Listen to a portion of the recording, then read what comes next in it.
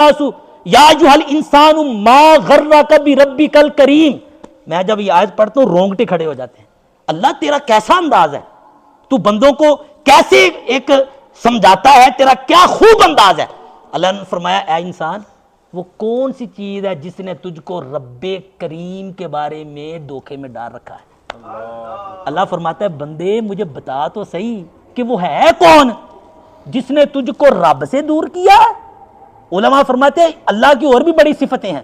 یہاں فرمایا بربک الکریم, وہ رب جو کریم ہے, وہ رب جو کریم ہے, ماں باپ سے بھی بڑھ کے محبت کرے, ہر ایک سے بڑھ کے تیرا رب تجھ سے محبت کرے, رزق دے, زندگی دے, شہرت دے, عزت دے, صحت دے.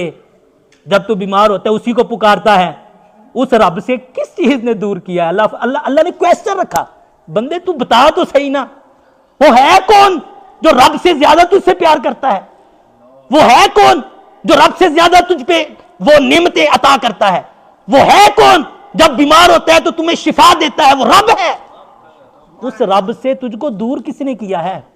اللہ نے پوچھا بندے اب بتا.